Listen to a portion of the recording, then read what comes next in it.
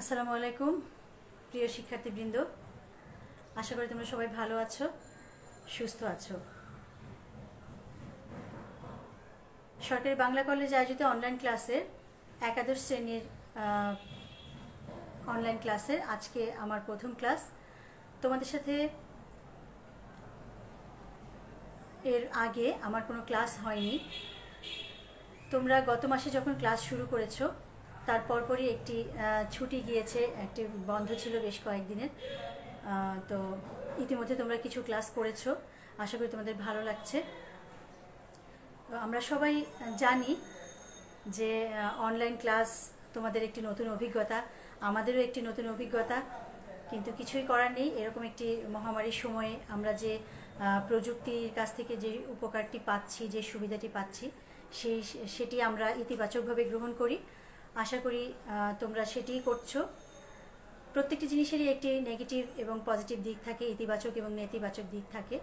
আমরা আশা করি যে তোমরা এই বিষয়টিকে অবশ্যই ইতিবাচক হিসেবে দেখবে, যে প্রযুক্তি আমাদেরকে বেশ খানিকটা উপকার করেছে, যে আমাদের একদম ঘরে বসে থাকতে হচ্ছে না, আমরা অনলাইনের মাধ্যমে ক্লাসগুলো করতে পারছি।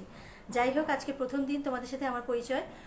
আমি আমার পরিচয়টি দিয়ে নেই। আমি আরনা আইভিন, সহকারী অধ্যাপক, বাংলা, সরকারি বাংলা কলেজ। আজকে আমি তোমাদের বাংলার একটি ক্লাস নিব।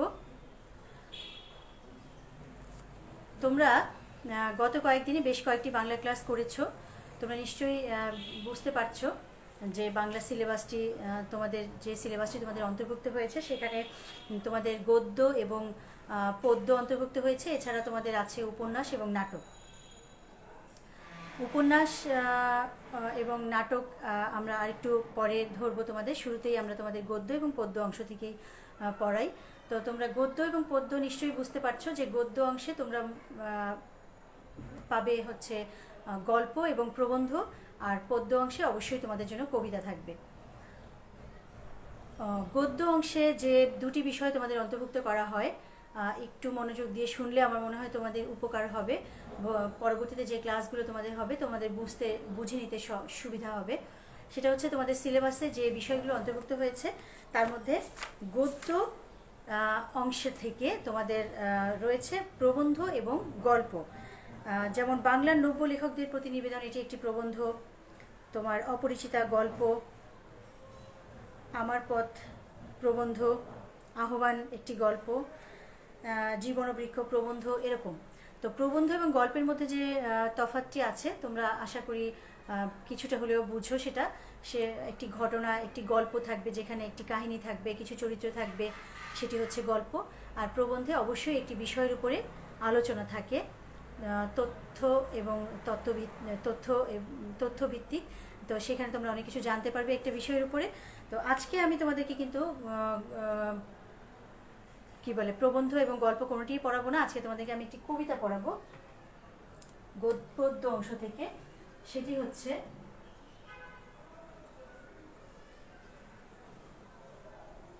প্রতিদান।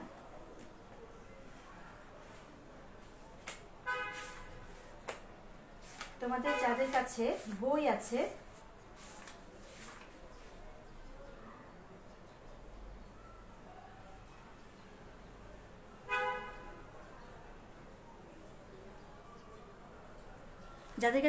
আছে, তারা বইটি সামনে রাখো, তাহলে তোমাদের বুঝতে সুবিধা হবে।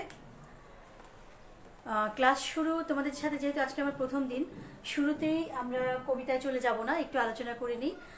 তোমাদের কলেজ জীবনের শুরুতেই তোমরা একটি বাধার সম্মুখীন হয়েছো, সরাসরি কলেজে আসতে পারছো না, সশরীরে আসতে পারছো না, ক্লাস করতে পারছো না, এই একটা দুঃখ, একটা ক্ষোভ তোমাদের মধ্যে আছে, আমরা জানি।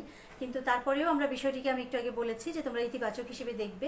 ভবিষ্যতে তোমাদের কাছে একটি স্মরণীয় ঘটনা হয়ে থাকবে, ভবিষ্যৎ প্রজন্মের কাছে গল্প করবে যে আমরা সেই ব্যাচ যারা কলেজে ক্লাস করেছি অনলাইনের মাধ্যমে প্রথম।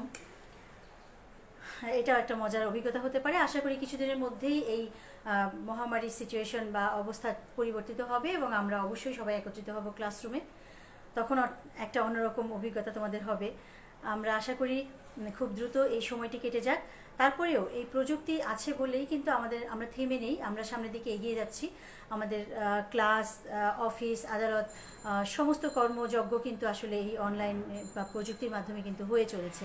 কোনো কিছুই আর বন্ধ নেই বা থেমে নেই, এটি একটা আশার কথা। আর এই যে একটা দুর্যোগপূর্ণ সময়ের মধ্যে দিয়ে তোমরা যাচ্ছ, আশা করি সবাই স্বাস্থ্য সচেতন আছো, নিজের প্রতি খেয়াল রাখবে, কারণ তোমার পরিবারকে তোমাকে সুস্থ রাখতে হবে। সেই বিষয়টি খেয়াল রেখে সবাই নিজেকে সুস্থ রাখবে, পরিবারকে সুস্থ রাখার চেষ্টা করবে। আর ক্লাসে উপস্থিত যেহেতু আমরা সশরীরে হতে পারছি না, সেক্ষেত্রে তোমরা অনলাইন ক্লাসে অবশ্যই তোমাদের রোল নাম্বারগুলো লিখে দিবে কমেন্ট বক্সে, তাহলে আমরা বুঝতে পারবো তোমরা কে কী ক্লাস করেছো। এবং তোমাদের যদি কোনো কিছু না বোঝো, কোনো বিষয় যদি তোমাদের কাছে অস্পষ্ট লাগে, তাহলে সেটাও বলবে, আমি সেটাও আলোচনা করার চেষ্টা করব।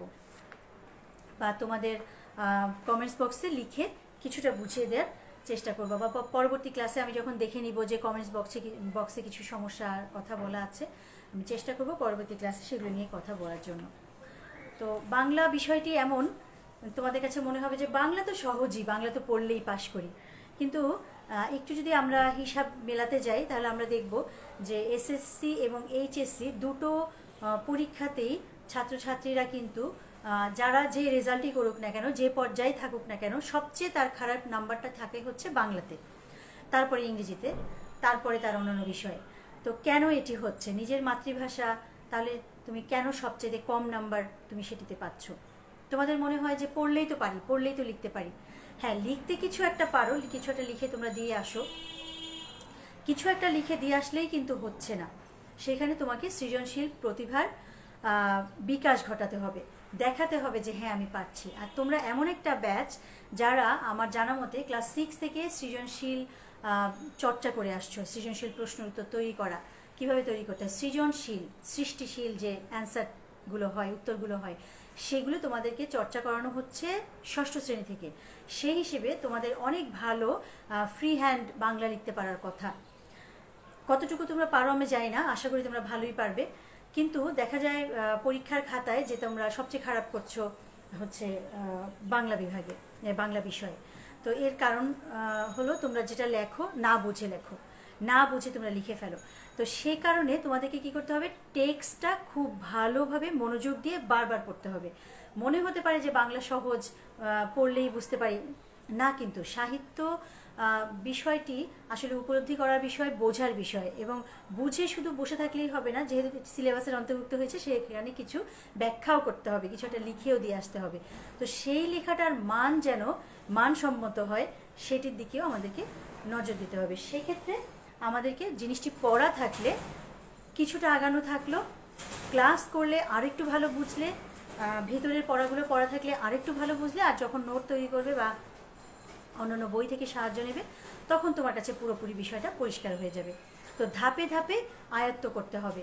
একবার পড়লাম আর আমি তো এটি পারি, এ তো খুবই সহজ একটা কবিতা, বিষয়টি কিন্তু আসলে তা নয়। তোমার থেকেও যে আরও ভালো লিখবে সে কিন্তু ভালো জায়গায় চলে যাবে, ভালো মার্কস পেয়ে যাবে। সুতরাং তোমরা চেষ্টা করবে ভালো করে লিখতে, লেখাটা যেন তাৎপর্যপূর্ণ হয় এবং অন্যের থেকে আরও ভালোভাবে তুমি জিনিসটা বুঝিয়ে বলতে পারো। শুধু এই চেষ্টাটা থাকলেই তুমি দেখবে যে অনেক ভালো করে ফেলছো। যাই হোক, আজকে আমরা কবি জসীমউদ্দিনের প্রতিদান কবিতাটি পড়ব। তোমাদের সিলেবাসে যে কবিতাগুলো আছে সেখানে তুমি কবিদের দেখবে, কবিদের মানে জন্ম সাল অনুযায়ী ধারাবাহিকভাবে দেওয়া হয়েছে, সবসময় তাই থাকে। সিলেবাসটি লেখকদের সিনিয়রিটি অনুযায়ী সাজানো গোছানো থাকে। তো আমরা আজকে জসীমউদ্দিনের প্রতিদান কবিতাটি পড়ার আগে জসীমউদ্দিন সম্পর্কে একটু কিছু পড়ে নিই, অর্থাৎ কবি পরিচিতি সম্পর্কে আলোচনা করব। যাদের বই আছে বইটা সামনে রাখো। জসীমউদ্দিন ফরিদপুরের তাম্বুলখানা গ্রামে মাতুলালয়ে 1903 খ্রিস্টাব্দের 1 জানুয়ারি জন্মগ্রহণ করেন। মাতুলালয়ে মানে নানা বাড়িতে। তার বাবার নাম আনসার উদ্দিন মোল্লা এবং মায়ের নাম আমিনা খাতুন। তার পৈতৃক নিবাস ফরিদপুরের গোবিন্দপুর গ্রামে। ফরিদপুর রাজেন্দ্র কলেজ থেকে আইএ ও বিএ পাশ করার পর কলিকাতা বিশ্ববিদ্যালয় থেকে বাংলা ভাষা ও সাহিত্যে এমএ ডিগ্রি লাভ করেন। তাহলে জসীমউদ্দিনের লেখাপড়া কোথায়? কলকাতা বিশ্ববিদ্যালয়। ফরিদপুর রাজেন্দ্র কলেজ থেকে তিনি বিএ পাশ করেন এবং তারপরে কলকাতা বিশ্ববিদ্যালয়ে গিয়ে এমএ পাশ করে আসেন। এবং অবশ্যই বাংলা সাহিত্যে। কলেজে অধ্যয়নকালে কবর কবিতা রচনা করে তিনি খ্যাতি অর্জন করেন এবং ছাত্রাবস্থায় কবিতাটি স্কুল পাঠ্যগ্রন্থের অন্তর্ভুক্ত হয়। তাহলে দেখো কত বিরাট একটা ব্যাপার, যখন তিনি নিজেই ছাত্র তখন তার এই কবর কবিতাটি স্কুলের পাঠ্য বইয়ে অন্তর্ভুক্ত হয়, অন্য ছাত্ররা পড়ছে। জসিমউদ্দিন পল্লীকবি হিসেবে সমধিক পরিচিত। কর্মজীবনের শুরুতে তিনি ঢাকা বিশ্ববিদ্যালয়ে কিছুকাল অধ্যাপনা করেন, পরে সরকারের প্রচার ও জনসংযোগ বিভাগে উচ্চ পদে আসীন হন। তাহলে আমরা পল্লীকবি জসিমউদ্দিনের জীবনে পেশাগত জীবন সম্পর্কে যদি দেখতে চাই, তাহলে আমরা দেখব যে তিনি কবিতা তো লিখতেনই, কর্মজীবনের শুরুতে তিনি ঢাকা বিশ্ববিদ্যালয়ে কিছুকাল অধ্যাপনা করেছেন। এরপরে তিনি সরকারি চাকরিতে যোগদান করেন প্রচার ও জনসংযোগ বিভাগে, সেখানেও তিনি অনেক উচ্চ পদে চাকরি করতেন। পল্লী জীবন তার কবিতার প্রধান উপজীব্য। আমাদের কবিদের এক একজনের কিন্তু এক একটা নাম আছে, যে তিনি কোন দিকে বেশি জনপ্রিয়তা লাভ করেছেন বা কোন বিষয়কে তিনি আঁকড়ে ধরে কবিতা লিখতেন। তো জসিমউদ্দিনের কবিতা কিন্তু বেশিরভাগই গ্রাম কেন্দ্রিক এবং এই কারণে কবির নাম দেওয়া হয়েছিল পল্লী কবি। বাংলার গ্রামীণ জীবনের আবহ, সহজ সরল প্রাকৃতিক রূপ, উপযুক্ত শব্দ ও উপমাচিত্রের মাধ্যমে তার কাব্যে এক অনন্য সাধারণ মাত্রায় মূর্ত হয়ে উঠেছে। গ্রামীণ জীবনের একেবারে গ্রামীণ সাধারণ জীবনের, কৃষক জীবনের, জেলে জীবনের যে সাধারণ চিত্র এবং তাদের আশেপাশের যে প্রাকৃতিক রূপ, সেইগুলোকে তিনি যে কি অসাধারণ উপমা এবং বর্ণনায় মানে সাহিত্যে তুলে এনেছেন সেটি বলার অপেক্ষা রাখে না, অনবদ্য হয়েছে সেগুলো সব। তার বিখ্যাত নকশিকাঁথার মাঠ কবিতাটি বিভিন্ন ভাষায় অনুদিত হয়েছে। তার অন্যান্য জনপ্রিয় ও সমাদৃত গ্রন্থ হচ্ছে সজন বাদিয়ার ঘাট, বালুচর, ধানক্ষেত, রঙিলা নায়ের মাঝি। এই জসিমউদ্দিনেরই অনেকগুলো কাব্যগ্রন্থ থেকে কিন্তু অনেকগুলো কবিতা থেকে কাহিনী নিয়ে সিনেমা তৈরি হয়েছে, বাংলা সিনেমা তৈরি হয়েছে। সাহিত্যকৃতির স্বীকৃতি হিসেবে কলকাতার রবীন্দ্র ভারতী বিশ্ববিদ্যালয় তাকে সম্মানসূচক ডিলিট ডিগ্রি দান করেন বা ডিলিট উপাধি প্রদান করেন। জসিমউদ্দিন 1976 খ্রিস্টাব্দের 14 মার্চ ঢাকায় মৃত্যুবরণ করেন। তাহলে জসিমউদ্দিনের জীবনকাল কত বছর আমরা দেখতে পাচ্ছি? 1903 থেকে 1976, অর্থাৎ 73 বছর তিনি বেঁচে ছিলেন। তার 14 মার্চ তিনি ঢাকায় মৃত্যুবরণ করেন এবং জন্মগ্রহণ করেছিলেন তিনি ফরিদপুরের তাম্বুলখানা গ্রামে। এই জিনিসগুলো ছোট ছোট বিষয়গুলো তোমরা মনে রাখবে। যখন একটি টেক্সট পড়বে তোমরা পেন্সিল হাতে রাখবে, পেন্সিল দিয়ে একটু দাগ দাগ দিয়ে তারপরে তোমরা এগুলো মনে রাখার চেষ্টা করবে, যাতে পরবর্তী সময় পরীক্ষায় ছোট প্রশ্ন হোক বা অবজেক্টিভ নৈর্ব্যক্তিক প্রশ্নে এগুলো আসলে যাতে সহজে তোমরা উত্তরগুলো দিতে পারো। তো আমরা এই কবিতাটি পড়ার আগে আমরা ছোট্ট করে পাঠ পরিচিতিটুকু আগে জেনে নেব। পাঠ পরিচিতি মানে হলো এইটার ভিতরে কি আছে সেটা, মূল জিনিসটুকু, তারপরে আমরা কবিতায় যাব। দেখো, প্রতিদান কবিতাটি কবি জসিমউদ্দিনের বালুচর কাব্যগ্রন্থ থেকে সংকলিত। অবশ্যই দাগ দিয়ে রাখবে বালুচর কাব্যগ্রন্থের নাম। এই কবিতায় কবি ক্ষুদ্র স্বার্থকে বিসর্জন দিয়ে পরার্থপরতার মধ্যেই যে ব্যক্তির প্রকৃত সুখ ও জীবনের সার্থকতা নিহিত সেই বিষয়ে আলোকপাত করেছেন। সংসার সমাজে বিদ্যমান বিভেদ, হিংসা, হানাহানি দ্বারা আক্রান্ত হওয়া সত্ত্বেও কবির কণ্ঠে প্রতিশোধ, প্রতিহিংসার বিপরীতে ব্যক্ত হয়েছে প্রীতিময় এক পরিবেশ সৃষ্টির আকাঙ্ক্ষা। কবি বলতে চেয়েছেন যে সমাজে যে সারাক্ষণ মারামারি, হানাহানি, বিভেদ, হিংসা এইগুলোই সারাক্ষণ লেগেই আছে, কিন্তু কবি বলছেন যে না, এগুলো নয়, বরং একটি ভালোবাসাময় পরিবেশ যেন আমাদের চারিদিকে সৃষ্টি হয়, এই আকাঙ্ক্ষায় তিনি ব্যক্ত করেছেন। কেননা ভালোবাসাপূর্ণ মানুষই নির্মাণ করতে পারে সুন্দর এবং নিরাপদ পৃথিবী। কবি অনিষ্টকারীকে কেবল ক্ষমা করেই নয়, বরং প্রতিদান হিসেবে অনিষ্টকারীর উপকার করার মাধ্যমে পৃথিবীকে সুন্দর বাসযোগ্য করতে চেয়েছেন। দেখো কত দারুণ একটা থিম আছে এই কবিতার ভিতরে। কবিতাটা পড়লে তোমরা বুঝতে পারবে এই কবিতাটি আসলে কেন তোমাদের অন্তর্ভুক্ত করা হয়েছে। তোমরা আসলে এমন একটি সুন্দর বয়সে আছো, মানুষের জীবনের শ্রেষ্ঠ সময় তোমাদের এই সময়টি। তোমাদের সিলেবাসে একটি কবিতা আছে, দেখবে 18 বছর বয়স।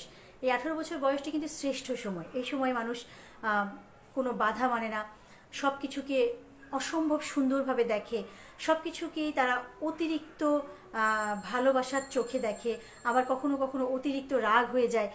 মানে এমন একটা আনকন্ট্রোল একটা সময় মানুষের এই সময়টাকে কাটে, কিন্তু অনুভূতিগুলো প্রচণ্ড রকম তীব্র হয়, এবং এই তীব্র হওয়ার কারণেই কিন্তু অন্যান্য বিষয়গুলোতেও তার একটা প্রভাব পড়ে। তো এই সময়ে তোমাদের যে বিষয়গুলো পড়ানোর জন্য নির্ধারণ করা হয়েছে, যাতে সেইগুলো থেকে তোমরা ভালো বিষয়গুলো গ্রহণ করতে পারো, নিজেকে তৈরি করে নিতে পারো, এবং সেখান থেকে তোমাদেরকে কি কি বিষয় আসলে জীবনের জন্য আমাদের জানা দরকার, আমাদের শেখা দরকার, এই বিষয়গুলো আসলে প্রতিটা বিষয়ের ভিতরে, প্রতিটা সাহিত্যের তোমাদের সিলেবাসের প্রতিটা জায়গাতেই তুমি দেখবে যে কিছু না কিছু তোমার জন্য আছে। সেটি তোমাকে খুঁজে নিতে হবে, বের করে নিতে হবে আসলে কেন এটি আমাকে পড়তে দেওয়া হয়েছে। হ্যাঁ, সবসময় যে একটা মানে পরীক্ষার উদ্দেশ্যে তা নয়, এখানে কিন্তু মানুষ সৃষ্টি করাটাই মূল উদ্দেশ্য। একজন ব্যক্তি মানুষ তুমি যাতে একটা কোমল হৃদয় নিয়ে বড় হতে পারো, একটা সুন্দর মন তোমার ভিতরে তৈরি হয়, এটি কিন্তু মূল প্রচেষ্টা। তুমি খুব ভালো রেজাল্ট করো, এটি কিন্তু আমাদের দেশ যারা চালান তাদের মূল প্রচেষ্টা নয়। একটা মানুষ তৈরি করাই হচ্ছে আসলে একটি দেশের মূল উদ্দেশ্য। যদি সুন্দর মানুষ তৈরি হয় সেখানে তোমার, তাহলে তাকে দিয়ে ভবিষ্যতে অনেক সুন্দর একটি সমাজ, একটি পরিবেশ, একটি দেশ ফিরে পাওয়ার একটা সুযোগ থাকে। কিন্তু মানুষ যদি খারাপ হিসেবে তৈরি হয় তাহলে তার থেকে আমরা কি আশা করতে পারি, তাই না? তাহলে এই কবিতাটি যখন আমরা পড়বো, কবিতার শেষে গিয়ে আমরা জানবো যে আমরা এই কবিতা থেকে কী শিখলাম। তাহলে কবিতাটি আমরা শুরু করি। প্রতিদান। আমার এ ঘর ভাঙিয়াছে যেবা, আমি বাঁধি তার ঘর, আপন করিতে কাঁদিয়া বেড়াই, যে মোরে করেছে পর। শুরুতেই দেখো, যে আমাকে আমার ঘর ভাঙলো, যে আমাকে পর করলো, তাকে আমি খুঁজে বেড়াচ্ছি, তার ঘর আমি বেঁধে দিচ্ছি। কবি বলছেন যে তাকে আপন করার জন্যই আমি কেঁদে বেড়াচ্ছি। যে মোরে করিল পথের বিরাগী, পথে পথে আমি ফিরি তার লাগি, দীঘল রজনী তার তরে জাগি, ঘুম যে হেরেছে মোর, আমার এ ঘর ভাঙিয়াছে যেবা, আমি বাঁধি তার ঘর। এই কবিতায় দেখো একটা হিংসা হানাহানির বিপরীতে একটা ভালোবাসাময় একটা চিত্র কিন্তু আমরা দেখতে পাচ্ছি। যে আমার ঘুম হারাম করেছে, যে আমার বাড়িঘর ভেঙে দিয়েছে, যে আমাকে কাঁদাচ্ছে, তাকে ভালো রাখার জন্যে আমি কি করছি, তার জন্যে সারা রাত জেগে আছি, এবং তাকে আপন করার জন্য আমি ব্যাকুল হয়ে আছি। আমার একুল ভাঙিয়াছে যেবা, আমি তার কুল বাঁধি, যে গেছে বুকেতে আঘাত হানিয়া, তার লাগি আমি কাঁদি। যে মোরে দিয়েছে বিষে ভরা বান, আমি দেই তারে বুক ভরা গান, কাঁটা পেয়ে তারে ফুল করি দান, সারাটি জনম ভর।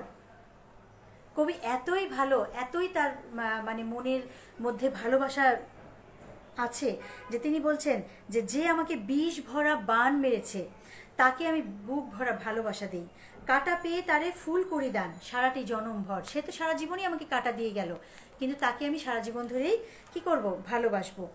আপন করিতে কাঁদিয়া বেড়াই, যে মোরে করেছে পর, মোর বুকে যে বা কবর বেঁধেছে, আমি তার বুক ভরি, রঙিন ফুলের সোহাগ জড়ানো, ফুল মালঞ্চ ধরি। যে আমার বুকে কবর বেঁধেছে, যে আমাকে মৃতপ্রায় করে ফেলেছে, তাকে আমি কি করি, তাকে আমি ফুলের মালা দিয়ে আমার বুকে জড়িয়ে ধরি। যে মুখে সে কহে নিঠুরিয়া বাণী, আমি লয়ে করে তারই মুখ খানি। যে তার মুখ দিয়ে আমার প্রতি কঠিন কঠিন কথা বলে, মানে খারাপ নিষ্ঠুর আচরণ করে, তাকে কি করি, তার মুখটি আমি হাতের মধ্যে নিয়ে কত ঠাই হতে কত কি যে আনি সাজাই নিরন্তর। তাকে আমি কি করি, আদর করে আমার হাতের মধ্যে তার মুখটিকে তুলে নেই। যে আমার সাথে খারাপ ব্যবহার করে তাকে আমি কি করি, তার মুখ আমার হাতের মধ্যে তুলে নিয়ে তাকে আমি আদর করি, তাকে আমি ভালোবাসি। অর্থাৎ যে আমাকে কষ্ট দিচ্ছে তাকেও আমি কষ্ট দেব, এমন হওয়া উচিত নয়। তাকে ভালোবাসা দিয়ে জয় করতে হবে। কবির মূল বক্তব্যটা আসলে এখানেই। কত ঠাই হতে কত কি যে আনি সাজাই নিরন্তর, আপন করিতে কাঁদিয়া বেড়াই, যে মোরে করেছে পর। তাহলে তাকে সুখ দেওয়ার জন্য, আনন্দ দেওয়ার জন্য যেখানে যা কিছু পাই সব কিছু আমি নিয়ে আসি এবং সেগুলো সাজিয়ে তার সামনে দেই, এক জায়গায় করি যাতে সে খুশি হয়। অর্থাৎ হয়তো এই জীবনে, এই জগতে অনেকেই আমাদেরকে কষ্ট দেয়, বিভিন্ন সময় আমরা কষ্ট পাই। কষ্ট পেয়ে তাকে যে আবার আমি আঘাত ফেরত দেব, এটা হওয়া উচিত নয়, কখনোই উচিত নয়। যদি তুমি একজন সুস্থ, ভালো, সুন্দর মানুষ হয়ে থাকো, তাহলে তাকে জয় করতে হবে ভালোবাসা দিয়ে। যে আমাকে নিষ্ঠুর কথা দিয়ে আঘাত করে, তাকে আমি অবশ্যই ভালোবাসার কথা দিয়ে জয় করে নিতে পারি। কবি বলছেন যে সে আমাকে যত কষ্টই দিক, আমি কিন্তু তাকে এরকম কষ্ট কখনোই দেব না, তাকে আমি সবসময় ভালোবাসবো। তা সে আমাকে পথের বিভাগী করেছে, কিন্তু আমি কি করি, আমি তার জন্যই পথে পথে ঘুরে বেড়াই, কোথায় আছে সে তাকে আমি খুঁজে ফিরি। কবির এই ভালোবাসাময় কথাগুলো আমাদের হৃদয়কে কিন্তু আপ্লুত করে। আমি ভাবি তাহলে আমি কি করলাম, আমরা কেন মানুষকে এভাবে ভালোবাসতে পারছি না? আমি যদি জীবনে একবারও মানুষকে ভালোবাসা দিয়ে তার করা অপরাধগুলোকে মাফ করে দিতে পারি, তাহলে আমরা দেখব যে সেখানে কত শান্তি, কত ভালো লাগা কাজ করে। তুমি সবসময় দেখবে যে মানে হিংসার বদলে যদি হিংসা আসে, প্রতিহিংসা আসে, সেটি ভয়ঙ্কর আকার ধারণ করে, দুজনের জন্যই সেটি মারাত্মক একটি খারাপ ফল বয়ে আনে। কিন্তু যখন মানে এক পক্ষ শান্ত হয়ে যায় বা ভালোভাবে সেটিকে গ্রহণ করে বা তাকে আরও ভালো ঠান্ডা মাথায় সুন্দর কথায় ভালোবেসে বোঝাতে চায়, তাহলে তুমি দেখবে যে সেখানে সুন্দর একটি সমাধান হয়। যদিও এক পক্ষ অনেক বেশি উত্তেজিত হয়ে যায়, খারাপ কথা অন্য পক্ষের দিক থেকে অনেক সুন্দরভাবে একটা সমাধান চলে আসে, যেহেতু সেও তার মতো একইভাবে রাগ করে না। একটা কথা আছে না যে রেগে গেলেন তো হেরে গেলেন, তো যে দুই পক্ষই যদি রেগে যায় তাহলে তো সেখানে জিতের আর কোনো সুযোগ থাকে না, কিন্তু আসলে কিন্তু সেখানে দুজনেই হেরে যায়। তো এইরকম একটি বিষয় প্রতিদান কবিতায় জসিমউদ্দিন তোমাদেরকে, আমাদেরকে, সকল মানুষকে বোঝাতে যাচ্ছেন যে কোনো খারাপ কিছুর প্রতিদানে আমরা কি ভালোবাসা তাকে ফিরিয়ে দিতে পারি না? আমরা কি চেষ্টা করতে পারি না যে তাকে আমি ভালোবেসে বুকে জড়িয়ে ধরি? সব সময় যে মানে খারাপের বিপরীতে খারাপই আচরণ করতে হবে এমন নয়। বলছে যে অনিষ্টকারীকে কবি ক্ষমা করে দেন এবং প্রতিদানে অনিষ্টকারীর জন্য উপকার করেন, বরং তাকে ভালোবাসেন।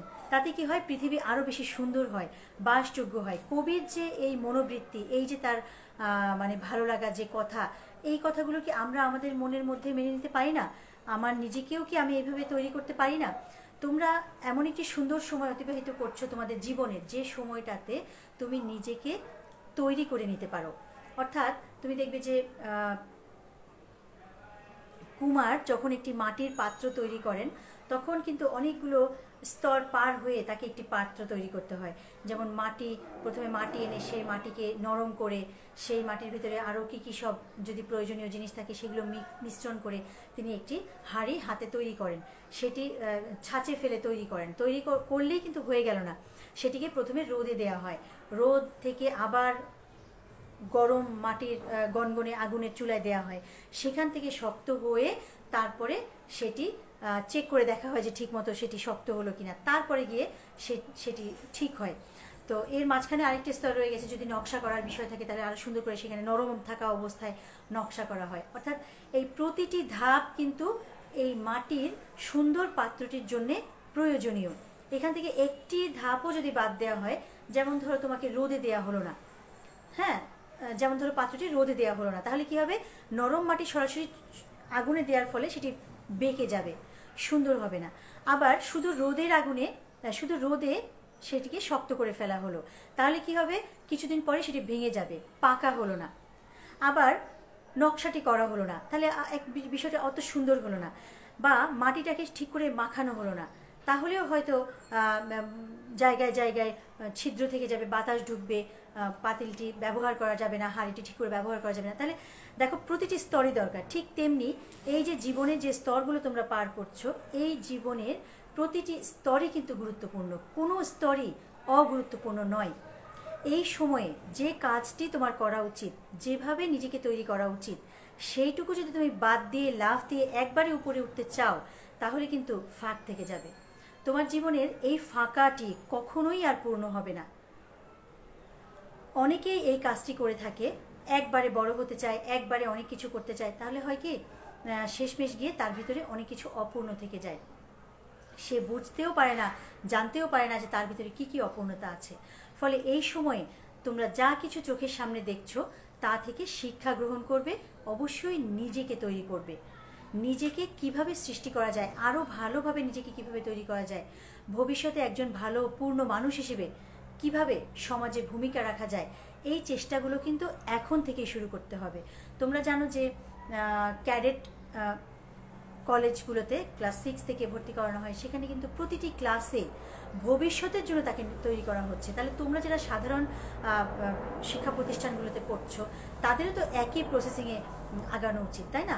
এখান থেকেই তো আমরা শিখে আসি, সবাই তাই করে, কয়জন আর ওখানে যায়, সবাই শেখে। কিন্তু যারা এখান থেকে না শিখে বের হয়ে যায়, না জেনে না বুঝে, তারা পরবর্তীতে গিয়ে সমস্যার সম্মুখীন হয়।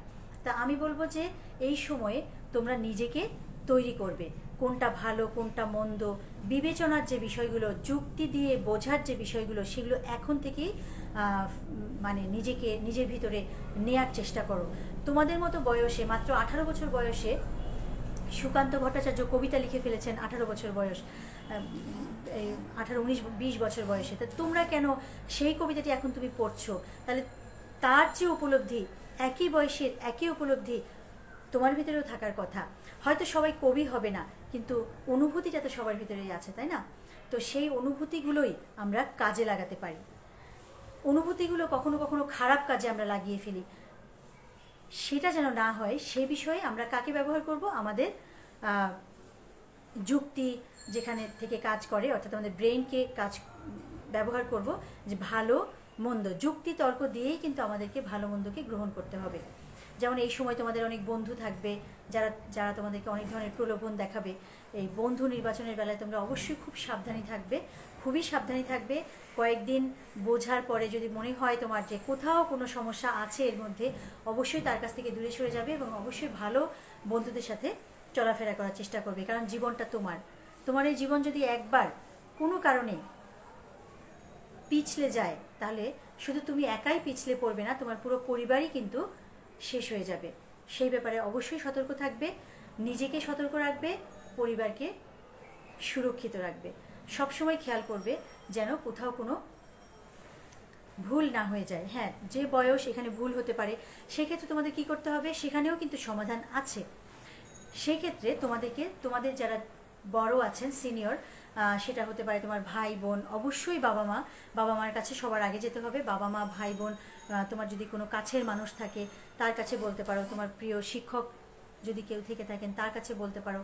তাদের কাছ থেকে তোমরা তোমাদের যে কোনো ছোটোখাটো সমস্যার সমাধানগুলো জেনে নিতে পারবে।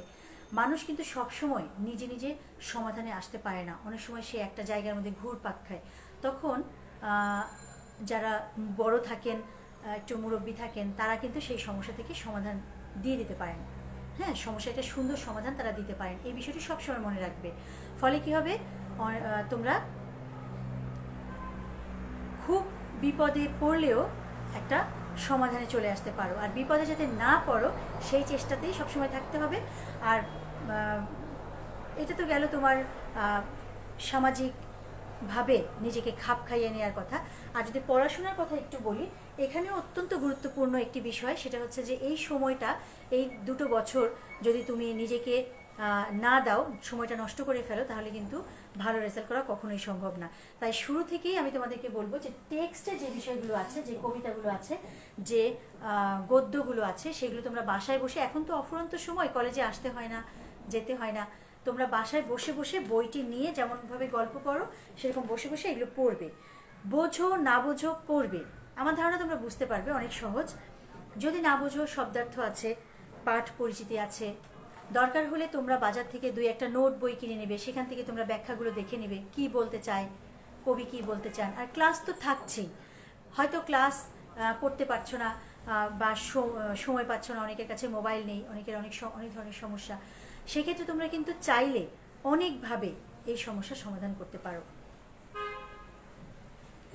তো আমি আশা করব যে তোমরা সবাই সর্বপ্রথম এই বইটি কিনে নেবে।